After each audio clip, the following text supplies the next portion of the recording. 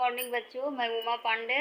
जैसा कि आप देख रहे हैं मेरा YouTube channel sociological knowledge. Good morning बच्चों, जैसा कि मैंने पिछली कक्षा में पढ़ा, वर्तमान भारत में महिलाओं का उत्पीड़न या हिंसा, बलात्कार, हत्या। तो आज हम पढ़ेंगे समस्या का निदान, सरकारी और गैर सरकारी उपाय। यानी महिला उत्पीड़न के समस्या का निदान सरकारी द्वारा और गैर सरकारी के द्वारा कैसे हो सकता है। तो महिलाओं के उत्पीड़न के संबंध में उनकी दयनीय स्थिति को देखते हुए इस समस्या के निदान के लिए हम सबको गंभीर होने की आवश्यकता है, ताकि यदि यह समस्या पूर्ण रूप से दूर न हो सके तो कम आवश्यक हो सके और महिलाओं को परिवार और समाज में उचित सम्मान प्राप्त हो सके। इस संबंध में भारत सरकार ने समाज में घरेलू हिंसा रोकने के लिए महत्वपूर्ण कदम के रूप में महिलाओं का घरेलू हिंसा से संरक्षण अधिनियम पारित किया है। यह कानून 26 अक्टूबर 2006 से लागू कर दिया गया है। यह कानून काफ़ी प्रभावकारी सिद्ध हुआ है। इन कानून की कुछ महत्वपूर्ण बातें निम्नलिखित है। यह अधिनियम किसी भी ऐसे व्यक्ति को पुलिस में शिकायत दर्ज करने का अधिकार देता है जिसे यह विश्वास हो कि महिला उत्पीड़न किया गया है। अधिनियम में प्रावधान किया गया है कि शिकायत पर 3 दिन के अंदर सुनवाई होगी और 60 दिन के अंदर मामले का निपटारा करना होगा। दूसरे में कहा गया है, इस अधिनियम के तहत पत्नी, बहन, माँ, विधवा या परिवार में रहने वाली अन्य सभी महिलाओं को सम्मिलित किया गया है। तीसरा है, घरेलू हिंसा में मुख्य रूप से महिलाओं में शारीरिक, मानसिक, यौन, मौखिक और आर्थिक शोषण तथा महिलाओं को आत्महत्या के लिए उकसाना को शामिल किया गया है। महिला या उसके रिश्तेदारों के माध्यम से गैर कानूनी दहेज की मांग या उसके लिए उत्पीड़न को भी घरेलू हिंसा की परिभाषा के अंतर्गत सम्मिलित किया गया है। इसी तरह से बहुत से उसके नियम बनाए गए हैं निदान के लिए। चौथे में अधिनियम का एक अन्य महत्वपूर्ण प्रावधान महिला के लिए सुरक्षित आवास का अधिकार प्रदान करना है। अधिनियम में पीड़ित महिला की सहायता हेतु संरक्षण अधिकारों और गैर सरकारी संगठनों की नियुक्ति का भी प्रावधान किया गया है। पीड़ित महिला की सहायता के लिए चिकित्सा जांच, कानूनी सहायता, सुरक्षित आश्रय की भी इस अधिनियम में व्यवस्था की गई है। इस कानून से पूर्व घरेलू हिंसा के मामले भारतीय दंड संहिता IPC की धारा 498 के अंतर्गत निपटाए जाते थे, जिसकी अपनी सीमाएं थी और पीड़ित को वास्तव में कोई भी वास्तविक राहत नहीं मिल पाती थी। लेकिन इस अधिनियम के द्वारा सेक्शन 498 ये जोड़ दिया गया है और इसे एक गैर जमानती अपराध की श्रेणी में रख दिया गया है।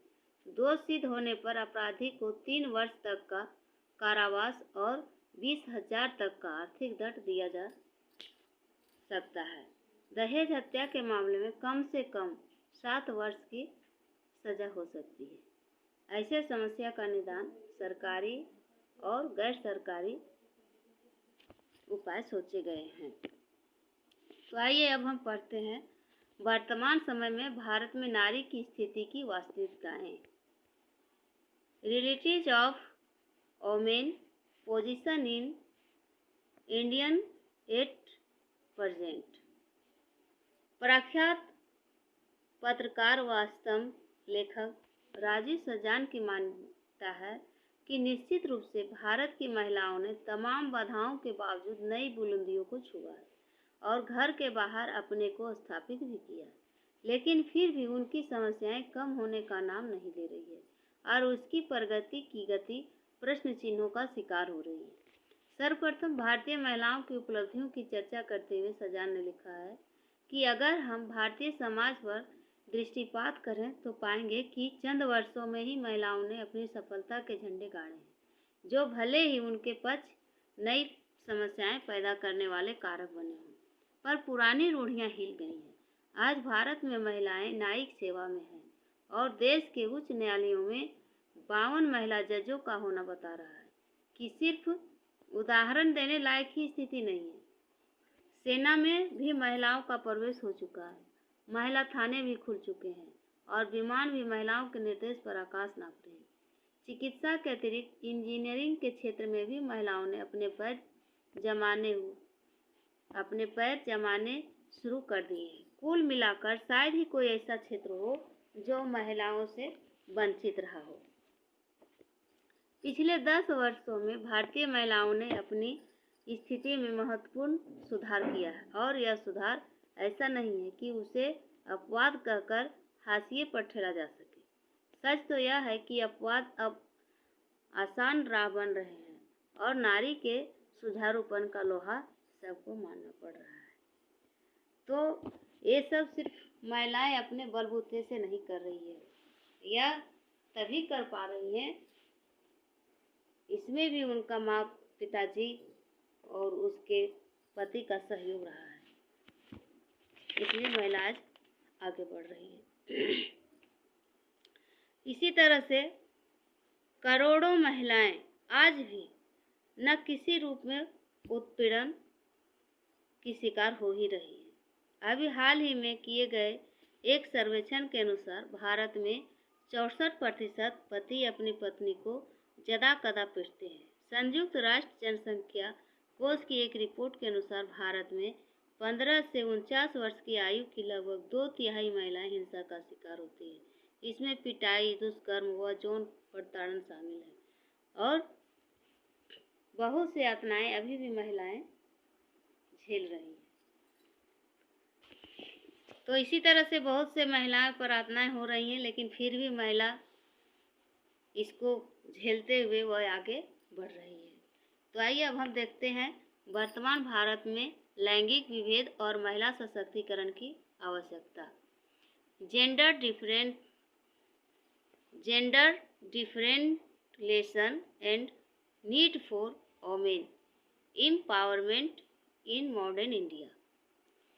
वास्तव में मानव समाज का इतिहास स्त्रियों को सत्ता, प्रभुता और शक्ति से दूर रखने का इतिहास है, और इसलिए प्रत्येक देश, काल, वर्ग, जाति एवं धर्म में महिलाओं को पुरुषों के समकक्ष न आने देने की संरचनात्मक व सांस्कृतिक बाधाएं बनाई गई हैं। सुश्री राधा ओझा ने इस तथ्य को अत्यंत मार्मिक ढंग से व्यक्त करते हुए लिखा है कि सामाजिक संरचना में उपस्थित अनेकानेक विभेदों में स्त्री एवं पुरुषों का विभेद बुनियादी है, क्योंकि यह प्राकृतिक है। किंतु प्राकृतिक विभेद का निहितार्थ लैंगिक असमानता नहीं है। यह मंतव्य लोकतांत्रिक दर्शन एवं नारी विमर्श में निरंतर उभरता रहा है।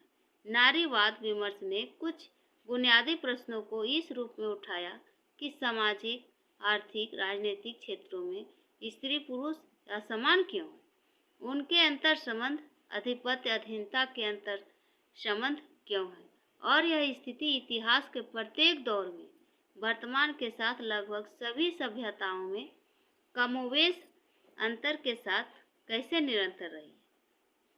इन्हीं सब से आज समाज, संस्कृति, राजनीतिक, अर्थव्यवस्था की शक्ति संरचनाओं में निहित है। संतुलित अर्थपूर्ण सामाजिक, आर्थिक, राजनीतिक संरचना एवं विकास में आधी आबादी की सक्रिय सहभागिता की उपेक्षा नहीं, बल्कि उसे सुनिश्चित करने की आवश्यकता है। इस बात पर सामान्य सहमति उभर रही है। वस्तुतः नारी अस्मिता एवं सशक्तिकरण का प्रश्न मूल रूप से महिलाओं के लोकतांत्रिक अधिकारों और उनके मानवाधिकारों का प्रश्न है। यह सच है कि स्त्री पुरुष के बीच समानता का सिद्धांत भारत के संविधान की प्रस्तावना, मौलिक अधिकारों और कर्तव्यों तथा नीति निर्देशक सिद्धांतों में अंतर्निहित है। इसी तरह से महिलाओं को बहुत से ऐसे स्वाधीन भारत में महिलाओं की स्थिति पर यह पहला विस्तृत प्रतिवेदन किया गया है, जिसमें निम्नलिखित बिंदुओं पर प्रकाश डाला गया है। जैसे पहला में है लैंगिक समानता मात्र सामाजिक न्याय के लिए नहीं, अपितु राष्ट्र के सामाजिक, आर्थिक एवं राजनीतिक विकास के लिए भी आवश्यक शर्त है। दूसरे में स्त्रियों को आर्थिक रूप से सशक्त बनाने हेतु उनके रोजगार के अवसरों में वृद्धि को सर्वाधिक प्राथमिकता देना आवश्यक है। प्रजनन क्षमता की वजह से समाज का महिलाओं के प्रति दायित्व बढ़ जाता है।